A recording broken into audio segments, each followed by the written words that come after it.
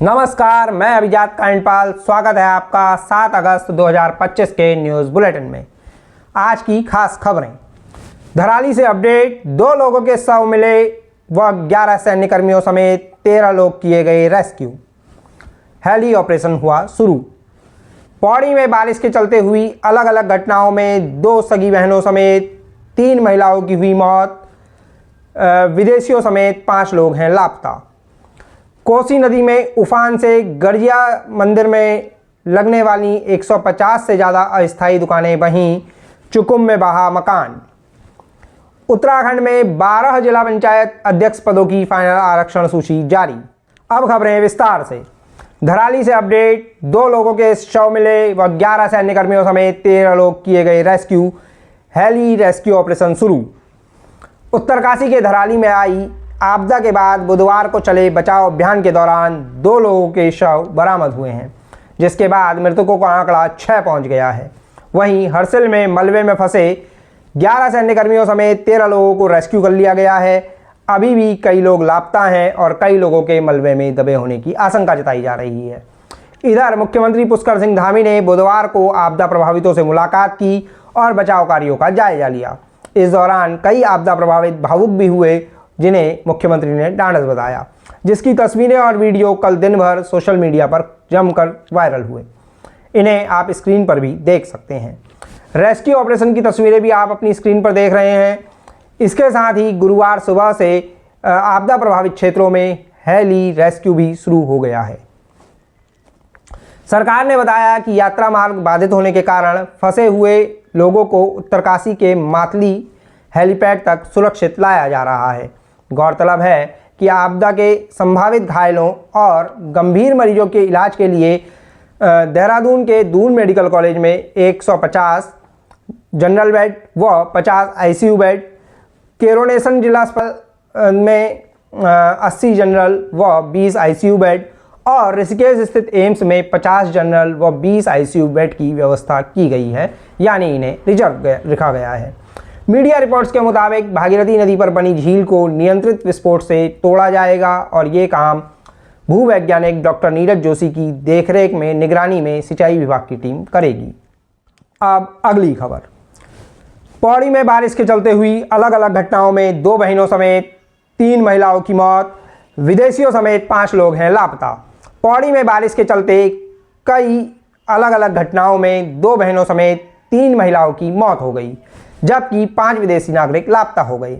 बुरासी गांव में एक घर की दीवार पर छत ढहने से 55 व 58 वर्षीय 2 सगी बहनों की मौत हुई है। मीडिया रिपोर्ट्स के मुताबिक आपदा से गांव के 25 परिवारों के प्रभावित होने की आशंका है। वहीं कोटा गांव में 65 वर्षीय एक महिला की मलबे में दबकर मौत हो गई। इसके साथ ही थैलीशरण देघाट मार्ग पर भारी बारिश के चलते आए मलबे में नदी किनारे लगे मजदूरों के टेंट बह गए, जिसके बाद से नेपाली मूल के नागरिकों समेत कुल 5 लोग लापता हैं। वहीं मलबे से बहे 4 मजदूरों को रेस्क्यू कर उन्हें अस्पताल में भर्ती कराया गया है। इनमें से 2 लोगों की हालत गंभीर बताई जा रही है। मुख्यमंत्री पुष्कर सिंह धामी ने इन घटनाओं पर दुख जताया है। बुलेटिन में अब खबर कुमाऊं से।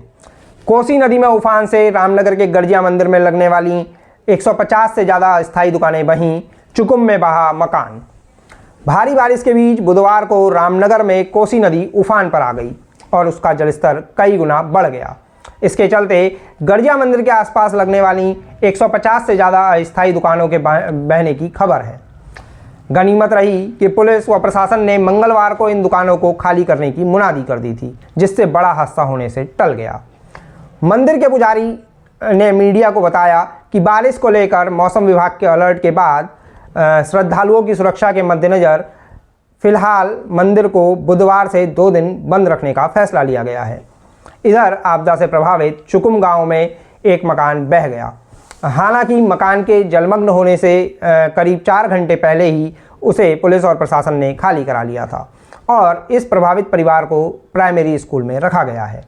इसके साथ ही लालकुआ में करीब 100 परिवारों को शिफ्ट कराया गया है और उनकी भी व्यवस्था की गई है। इन खबरों के अलावा जोशीमठ में एक शख्स की मौत पहाड़ से गिरे पत्थर की चपेट में आने से हुई है। वहीं हल्द्वानी अल्मोड़ा रूट क्वारब में पहाड़ी दरकने से करीब 12 घंटे बंद रहा है। पिथौरागढ़ के दाफा गांव में 7 परिवारों को टेंट में शिफ्ट किए जाने की खबर भी सामने आई है। वहीं उधम सिंह नगर जिले में दोस्तों के साथ नहाने गया किशोर कल्याणी नदी में बह गया, जिसका फिलहाल पता नहीं चल सका है। इसके साथ ही देहरादून में पुस्ता ढहने से 5 और मसूरी में 1 मकान को नुकसान पहुंचने की भी खबर सामने आई है। अब बढ़ते हैं बुलेटिन की अंतिम खबर की ओर। उत्तराखंड में 12 जिला पंचायत अध्यक्ष पदों की फाइनल आरक्षण सूची जारी। पंचायती राज विभाग ने अंतिम अधिसूचना पर आई आपत्तियों के निपटारे के बाद बुधवार को 12 जिलों में जिला पंचायत अध्यक्ष पदों का अंतिम आरक्षण जारी कर दिया। हालांकि इसमें कोई बदलाव नहीं हुआ है। गौरतलब है कि नैनीताल, चमोली, चंपावत और उत्तरकाशी सीट अनारक्षित हैं, जबकि देहरादून, अल्मोड़ा, पौड़ी, गढ़वाल, रुद्रप्रयाग और टिहरी सीट को महिला के लिए आरक्षित किया गया है। इसके साथ ही बागेश्वर को अनुसूचित जाति की महिला और पिथौरागढ़ को अनुसूचित जाति के लिए आरक्षित किया गया है। वहीं उधम सिंह नगर को अन्य पिछड़ा वर्ग के लिए रिजर्व रखा गया है। अब बाँचते हैं कल यानी 8 अगस्त का पंचांग।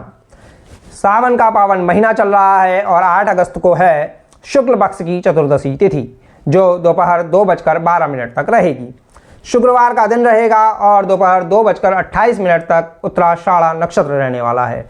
इसके साथ ही 9 अगस्त की सुबह 4:09 तक आयुष्मान नाम का योग और दोपहर 2:12 तक वणिज नाम का करण रहेगा। शुभ मुहूर्तों की बात करें तो दोपहर 12 बजे से दोपहर 12:53 तक अभिजित मुहूर्त, सुबह 7:57 से 9:35 तक अमृतकाल और सुबह 5:46 से दोपहर 2:28 तक रवि योग रहने वाला है। वहीं दोपहर 2:28 से 9 अगस्त की सुबह 5:47 तक सर्वार्थ सिद्धि योग रहेगा। जो लोग पूर्णिमा का व्रत रखते हैं उन्हें 8 अगस्त को ही व्रत रखना है, यानी पूर्णमासी का व्रत 8 अगस्त को ही रखा जाएगा। उत्तराखंड में प्रकृति का तांडव जारी है, लेकिन सतर्कता, एकजुटता और साहस से हम हर मुश्किल, हर संकट को पार कर सकते हैं। अभी प्रदेश त्रासद दौर से गुजर रहा है, लेकिन हम फिर उठेंगे, संभलेंगे और आगे बढ़ेंगे। उत्तराखंड की ताकत उसकी और उसके लोगों की जीजीविशा ही है, ये हमें हमेशा याद रखना होगा। अगर आप सक्षम हैं तो अपने आसपास देखिए और जहां ज़रूरत है वहां मदद के लिए हाथ बढ़ाइए। आपकी छोटी से छोटी कोशिश मुश्किल वक्त में किसी को संभाल सकती है, किसी का संबल बन सकती है। और एक गुजारिश है, प्लीज़ सतर्क रहिए, मौसम के पूर्वानुमान को नज़रअंदाज मत कीजिए। इसी के साथ आज के बुलेटिन को यहीं देते हैं विराम। जल्द होगी मुलाकात, तब तक अपना और अपनों का ख्याल रखिए। तब तक के लिए नमस्कार। मैं अभिजात कांडवाल।